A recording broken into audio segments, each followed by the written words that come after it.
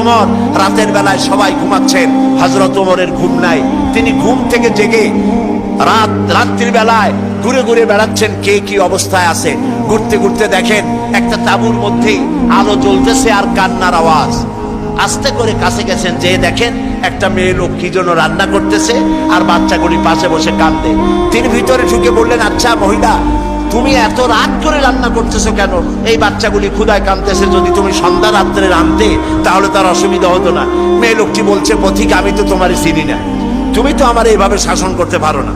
এই যে বাচ্চা ছেলেমেয়েগুলি আর আমরা মদিনার লোক না, পার্শ্ববর্তী দেশ থেকে আসছি মদিনা গভর্নমেন্টের কাছ থেকে সাহায্য নেওয়ার জন্য। ভিড়ের কারণে খলিফার কাছে যাইতে পারি নাই। আমার ছেলেগুলি 2-3 দিন না খাওয়া, আর এই যে হাড়ি, ওর মধ্যে কোনো গোশত না, পানি আর পাথর দিয়ে নাড়াচাড়া করতেছি যাতে বাচ্চারা বসে যে গোশত রান্না করতেছি। বলেছি যে একটু অপেক্ষা করো, রান্না হইলে খাইতে পারবা। কিন্তু বাচ্চাগুলি এত ক্ষুধার্ত, কোন রকমেই তারা আমার কথা শুনতে চাচ্ছে না, কাঁদতেছে। হযরত ওমর বলেন, এটা শুনে আমার মনে হলো যে আমার পায়ের তলা থেকে মাটি খসে যাচ্ছে। হযরত ওমর বললেন, মা তুমি একটু অপেক্ষা করো, দেখি আমি তোমার কোনো উপকার করতে পারি কিনা। হযরত ওমর দৌড় দিলেন। ইতিহাস বলছি, গল্প না। হযরত ওমর বাড়িতে চলে গেলেন।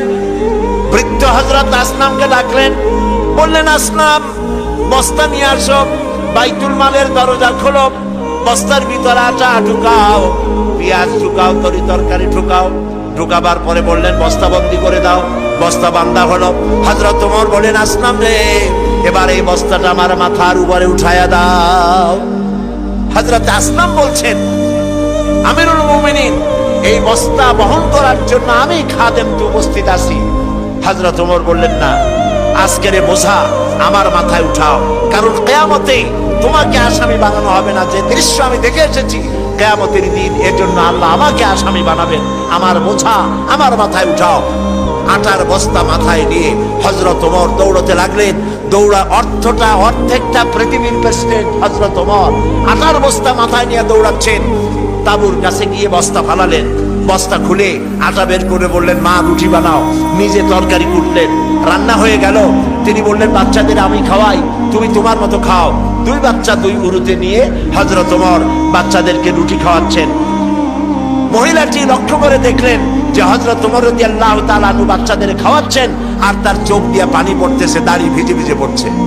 মহিলা বললেন, পথিক, তুমি যে কে আমি তো তোমারে চিনি না, তবে আমার মনে হয় এই দেশের বাদশা ওমর না হইয়া তোমার মতো মানুষ যদি বাদশা হইতো তাহলে আমাদের কপাল বোধে আরো ভালো হইতো। হযরত ওমর এই রাতের বেলায় মহিলার কাছে নিজের পরিচয় দিয়ে বাহাবা দিতে চাইলেন না।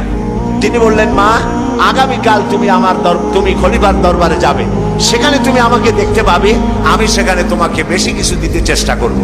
মহিলা পরের দিন হাঁটতে হাঁটতে চলে গেছে খলিফার দরবারে। যায় দেখে চেয়ারের উপরে যিনি বসা, রাতে যিনি আটার বস্তা মাথায় করে নিয়া রান্না করে বাচ্চাদের কোলে করে খাওয়াইছেন, তিনিই তো খলিফা।